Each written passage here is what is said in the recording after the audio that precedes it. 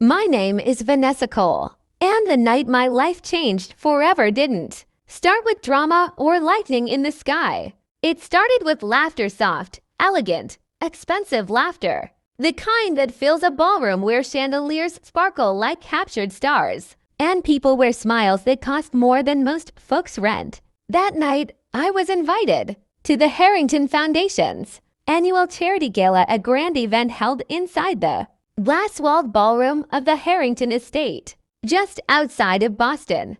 Every powerful family was there: politicians, bankers, media heads, people who never knew what it meant to worrying about tomorrow. And me. I stood there in my golden silk gown, holding my breath as I stepped through the doorway.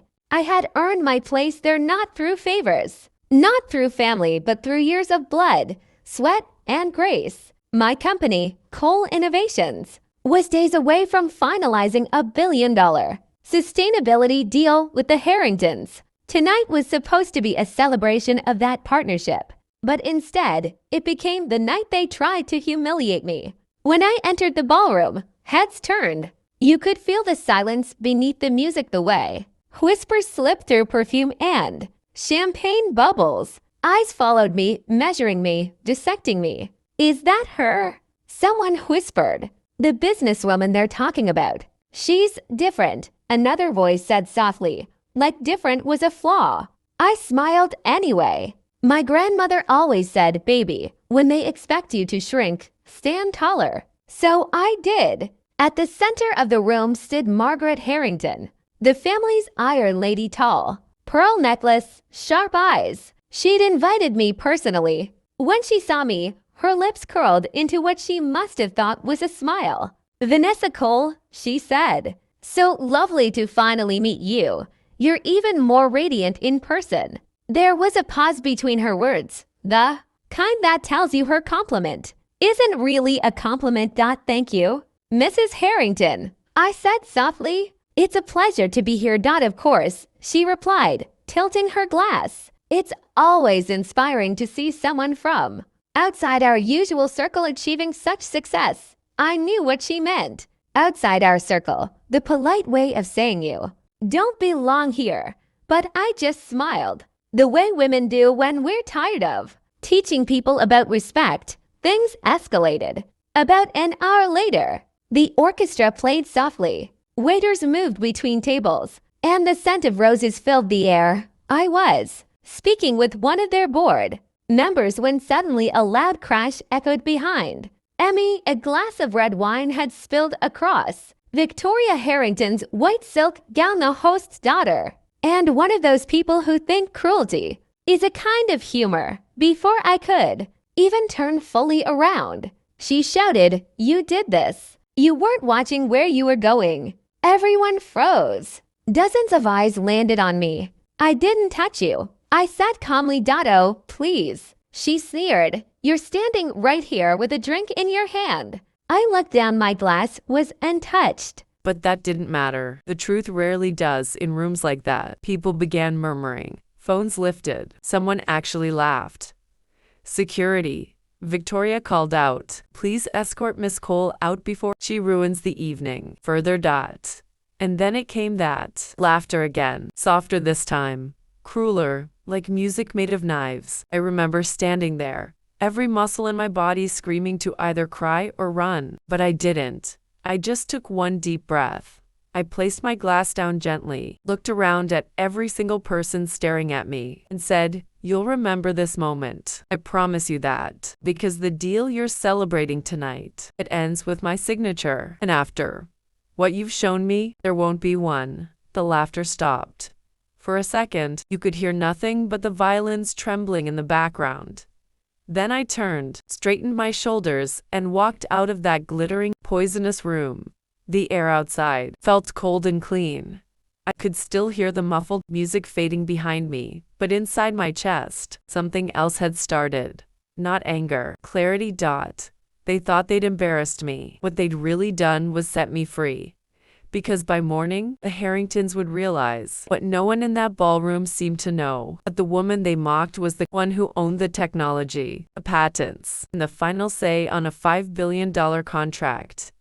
And when I made my next call, that deal would vanish. So would their reputation. They laughed at me that night, but they had no idea they were laughing at the woman who held their future in her hands.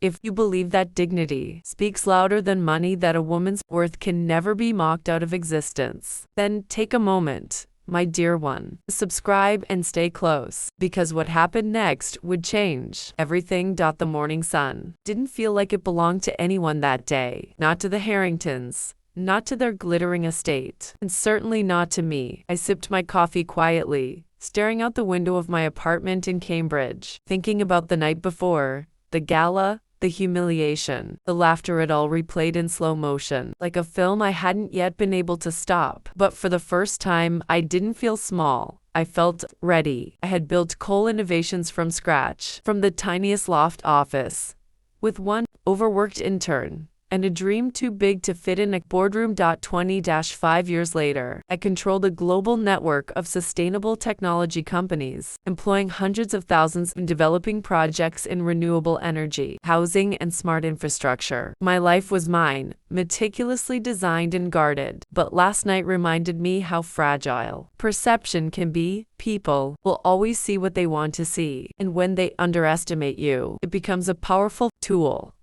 I poured another cup of coffee and opened my laptop. Emails, contracts, financial summaries, everything I'd been managing in silence. And then, right there in bold letters, the Harrington deal documents stared back at me. $5 billion. A merger that would have rescued their family from what they were desperate to hide. Years of reckless spending, poor investments, and a reputation built on borrowed prestige. I allowed myself a small, private smile. They had treated me like a joke, disruption in their carefully curated world. And yet, the very thing they coveted, the deal that could save them, rested entirely in my hands. I spent that morning making calls, reviewing clauses, and mapping a careful plan. There was no anger in my strategy, only precision. I didn't want revenge in the petty sense. I wanted justice. I wanted them to understand that power, dignity aren't measured by silk gowns or diamond necklaces. They're earned, and when ignored, they can dismantle the most fortified illusions. By mid-afternoon, I had prepared my message, a simple, formal note sent to Eleanor Harrington, the matriarch, and her son and daughter, clear, concise, and utterly final. After careful consideration, Cole Innovations will not be proceeding with the proposed merger. The behavior exhibited at your gala last evening has demonstrated a fundamental incompatibility in values. We cannot conduct business with partners who cannot respect the dignity of those with whom they engage. The documents you requested will remain unsigned. I trust you will reflect on the consequences of your actions. I hit send and felt a calm wash over me. The storm was coming, but I was not in it. I was the eye. Hours later, the fallout began. Calls, frantic and increasingly desperate, flooded the Harrington offices. Advisors whispered about breach of contract. Potential lawsuits lost face in the media. Their carefully constructed empire was wobbling. Every threat they imagined only highlighted how unprepared they were for someone like me, someone who had worked for every inch of their fortune in knowledge, sweat, and persistence. I spent the rest of the day quietly, with a small smile at the corners of my mouth. I remembered every step, every insult, every sharp word from the night before. And I realized something I'd known all along. The more they laughed, the harder I'd rise. Every whisper of disrespect had only sharpened my focus, reinforced my resolve. That evening, I allowed myself a moment of reflection. My grandmother's voice echoed in my mind: when they throw shade, let it light your fire. Walk tall, even when the world wants you bent. I had walked tall, yes, but now the fire was theirs to feel. Across town, in the Harrington penthouse, Eleanor paced with a fury that would have set lesser women trembling. Her carefully cultivated image of social dominance was cracking under the weight of a truth she had refused to see. Wealth does not equate to power when dignity is dismissed. Harrison, the patriarch, had spent decades leveraging connections, negotiating mergers, and quietly accumulating influence. But all that leverage evaporated in a single evening, because he had forgotten the first rule. Respect is non-negotiable. Victoria and Blair, his children, were pale, whispering to each other as they stared at their phones. The messages from Vanessa Cole had arrived. formal yet piercing in their clarity. The daughter who had laughed so freely now sat frozen, realizing that the woman she had mocked was the very architect of their potential salvation. Their world, built on appearances, was beginning to unravel. Meanwhile, I returned to my routine, attending meetings, signing documents, and ensuring that every part of my company was running smoothly. The sense of control was invigorating. I didn't revel in their panic, but I observed it with quiet satisfaction. It was a reminder that integrity, competence, and preparation carry weight far beyond the superficial illusions of wealth. As night fell, I thought back to the gala one last time, the crystal chandeliers, the polished marble floors, the laughter that had tried to crush me. All of it now served as a backdrop to a lesson they would not soon forget. That night, I understood fully what it meant to hold your ground, to maintain your dignity in the face of mockery, and to allow consequences to unfold naturally. Sometimes, the most powerful acts of strength are quiet. They don't shout. They don't demand attention. They exist in the space between calm and action, the careful choices you make when others underestimate you. And in that quiet, the world listens. The morning after I sent the email, the world seemed quieter, though I knew it wasn't. The Harrington mansion buzzed with chaos behind walls of marble and gold, while I moved through my apartment in Cambridge with a sense of deliberate calm. My life had always been about control, about turning obstacles into stepping stones. And last night had been the ultimate test of patience, poise, and power. I spent the early hours reviewing our expansion plans. Every team member was working remotely across different time zones. Yet, the pulse of the company was steady. I sipped my tea and thought back to the gala. The sharp edges of that night pressed into memory like a lesson carved into stone. People often believe that wealth alone gives them power, but influence,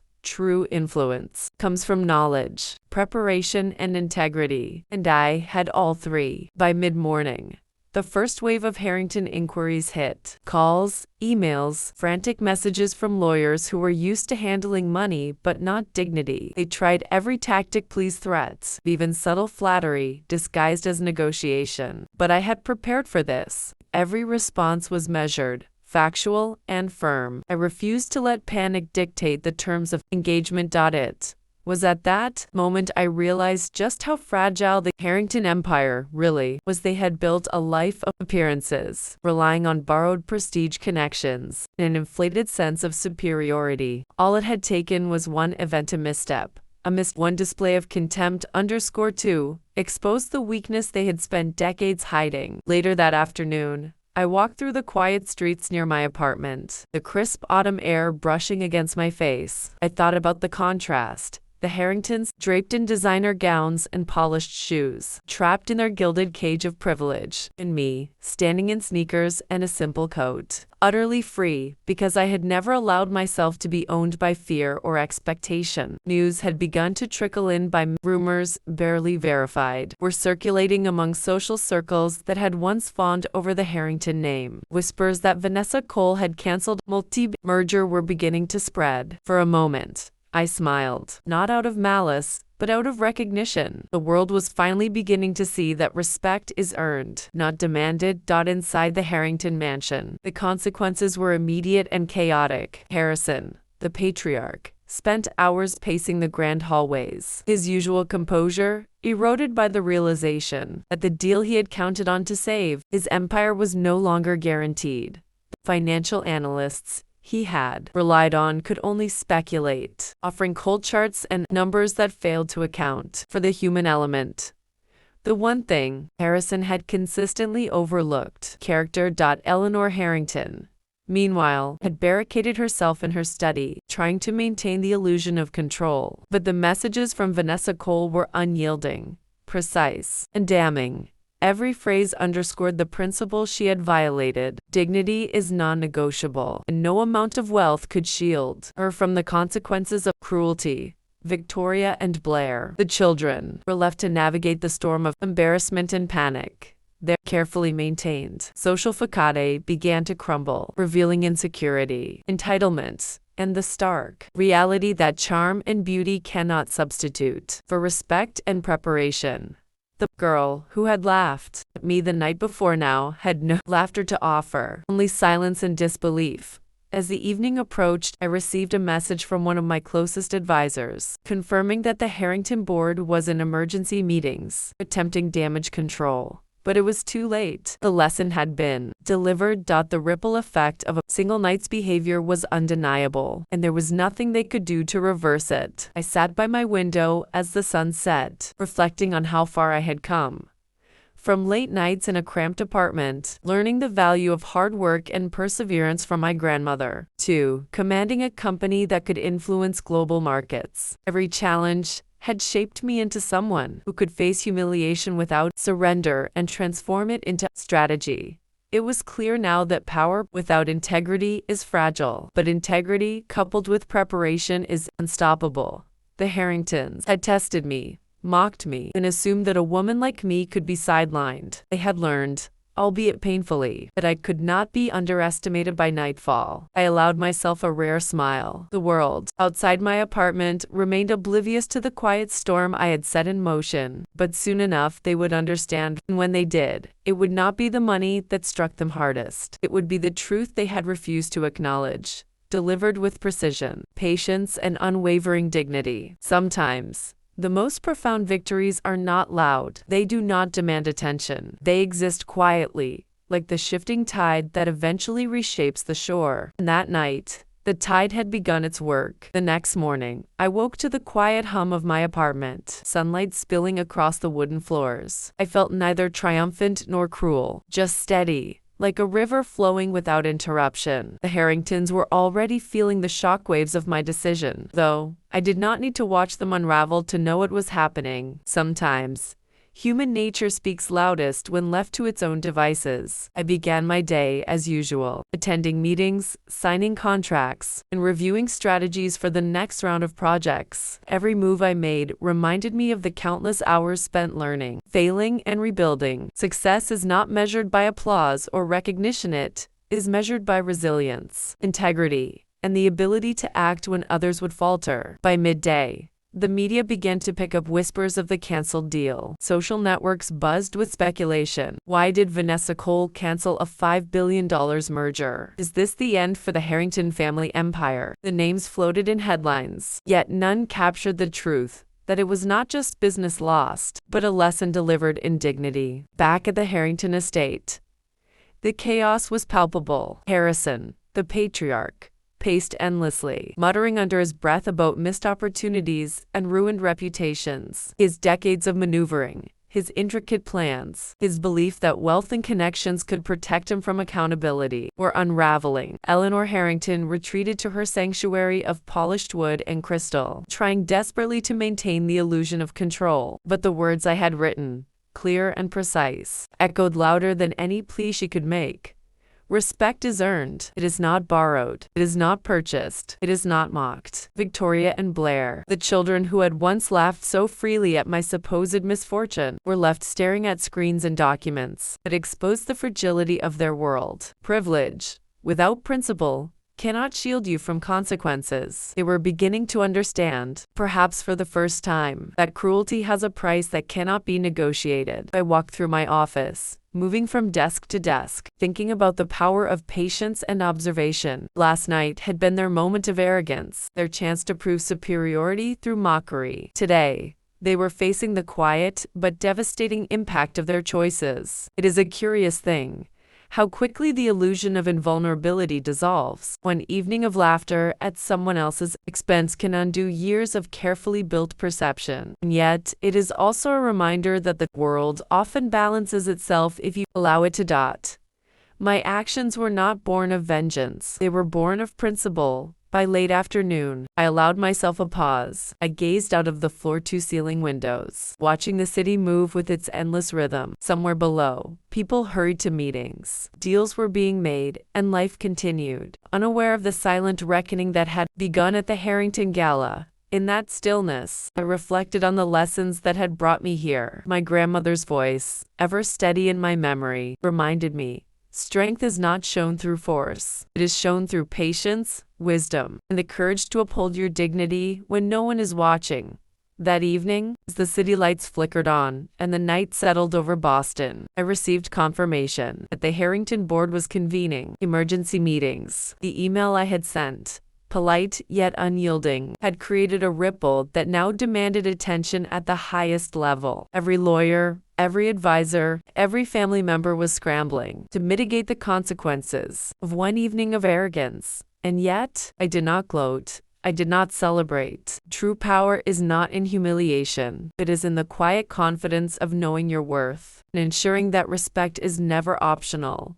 That night, I allowed myself a rare moment of reflection. I thought about the gala, about the chandeliers and the polished marble, about the laughter that had tried to diminish me. I realized, with profound clarity, that my life's work, my perseverance, and my integrity were far more enduring than any fleeting moment of mockery. Sometimes the most meaningful victories are silent, measured not in applause, but in the subtle, undeniable shift of balance. And by the time the Harringtons fully grasped the weight of their choices, the lesson had already been delivered in full. Eleanor Harrington, ever the matriarch, attempted damage control with the precision she had honed over decades. She drafted letters, coordinated with advisors, and tried to appeal to my sense of reason, or at least her version of it. But reason had nothing to do with it. The lesson was about dignity, accountability, and the consequences of mocking someone whose strength you cannot comprehend. Victoria and Blair, the daughters, who had once laughed at my stumble, were left to witness the fragility of privilege. Their beauty, charm, and inherited status could not shield them from the reality that respect is earned, not bought. Every phone call, every inquiry from their peers, every whispered remark in social circles reminded them that actions have consequences. Meanwhile, I continued my work. I oversaw projects, negotiated contracts, and ensured that my company moved forward with its usual precision. Every task I completed was a quiet reminder of the value of preparation, focus, and integrity. Power, I reminded myself, is not measured by wealth alone, but by the ability to act when the moment demands it. By evening, the ripple effect of my decision was unmistakable. News outlets began to report on the canceled merger, and the Harringtons' social standing took a hit. What had been a night of laughter for them was now a lesson in humility, delivered with precision and without spectacle. I thought back to the gala, to the laughter and whispers, and I realized how much strength it takes to stand tall when the world expects you to shrink. Strength is not loud or flamboyant. It is quiet, steady, and rooted in that night. I had proven that principle beyond doubt. As night fell over Boston, I allowed myself a moment of reflection. I thought about the long journey that had brought me here, from late nights in a cramped apartment, building a global enterprise, to standing in a room of mockers and emerging unbroken. Every struggle, every sacrifice, every lesson had led me to this point. I understood now, more clearly than ever, that true power is not in wealth, appearance, or social status. It is in character, integrity, and the courage to uphold your values even when others attempt to diminish them. And in that truth, I found peace, strength, and an unshakable sense of purpose. By the time the Harringtons fully grasped the impact of their actions, it was too late. The lesson had been delivered. Their empire, carefully constructed over generations, would continue. Yes, but tempered now by a newfound understanding of respect, dignity, and the consequences of underestimating someone who has earned her place in the world. That night, I looked out my window, watching the city lights twinkle, and felt a quiet satisfaction, not triumph, not vengeance, but the steady, enduring confidence that comes from knowing you have stood your ground, upheld your dignity, and allowed the world to witness the power of integrity. The days following the gala were a strange combination of quiet reflection and measured action. I had built my life on discipline, on meticulous planning, and on the unwavering belief that integrity is the cornerstone of every success. And now, the Harringtons were learning the hard way that respect cannot be bought, borrowed, or forced. It must be given freely, or consequences inevitably follow. By this time, the Harringtons' offices were in chaos. Lawyers, advisors, and public relations teams scrambled to contain what had become a social and financial crisis. They tried to negotiate, to persuade, even to intimidate,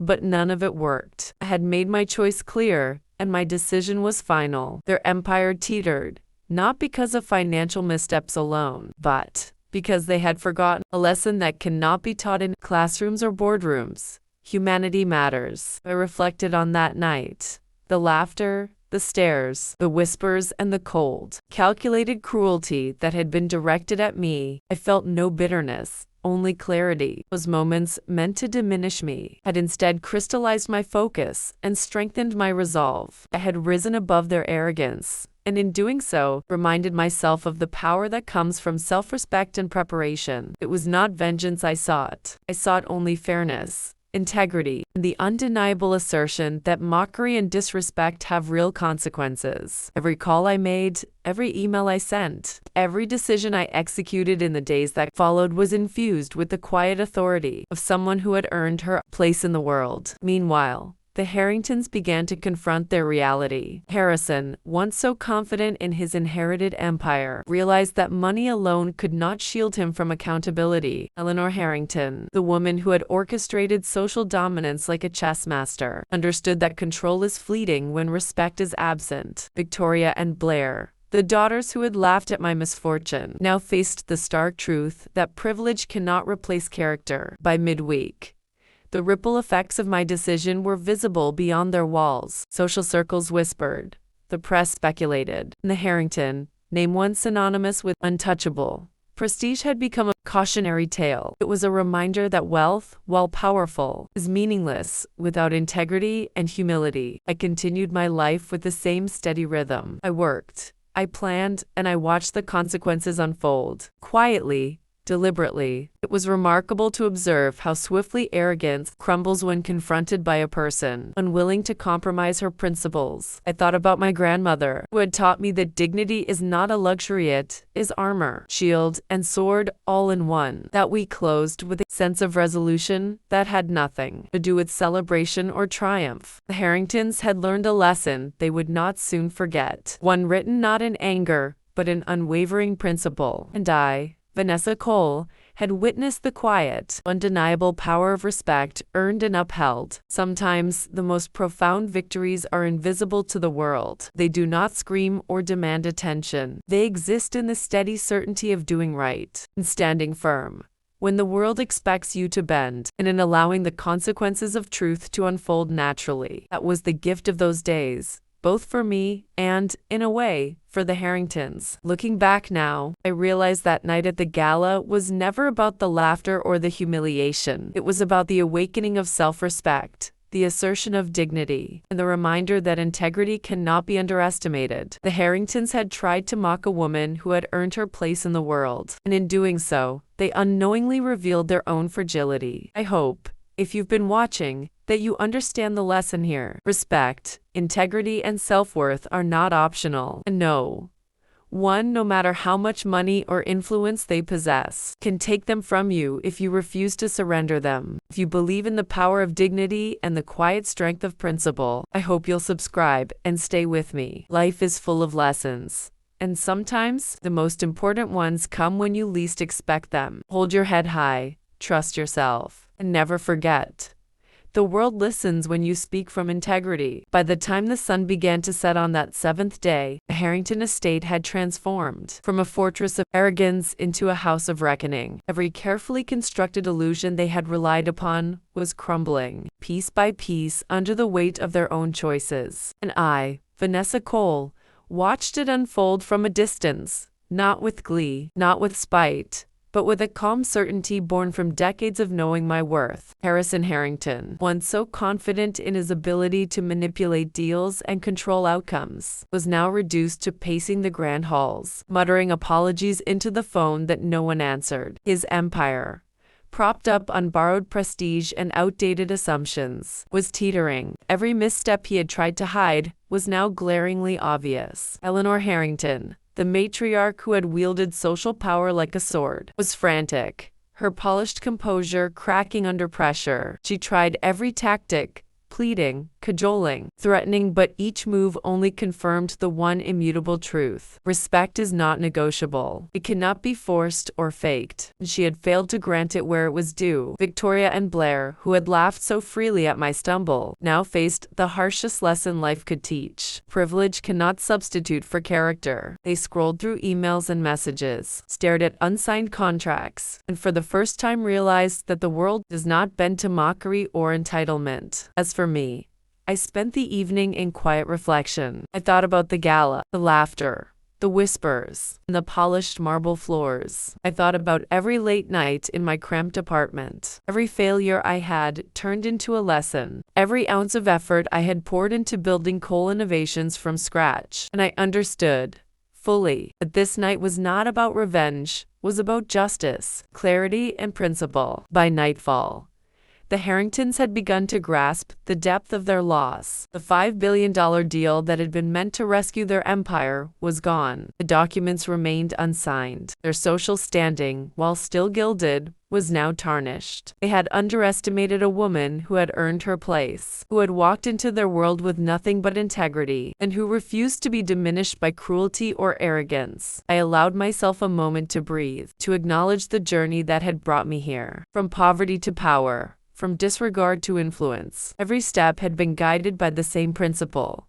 Dignity is not a privilege, it is a right, and no one has the power to strip it away unless you allow them. Sometimes, the most profound victories are quiet. They do not announce themselves with fanfare or applause. They exist in the subtle shift of balance, in the moment when those who underestimated you finally understand that strength and integrity cannot be mocked into submission. That night, the Harringtons had learned a lesson they would never forget. As I closed my laptop, preparing to leave my office for the evening, I sent a final note to my team. Remember, respect is the foundation of everything we do. Let's continue building with integrity and let the world see what steadfastness truly accomplishes. And so, dear ones, the story comes to an end, not with noise or spectacle, but with the quiet, unwavering truth that courage, dignity, and preparation will always outlast arrogance and cruelty. If you've been moved by Vanessa's journey, if you believe in the power of integrity and the value of standing tall when the world expects you to fall, please subscribe, hit that button, and stay close. Because stories like this remind us that life rewards those who honor themselves, even when no one else does. Share your thoughts in the comments, and never forget, your dignity is yours to protect, and it is more powerful than any fortune.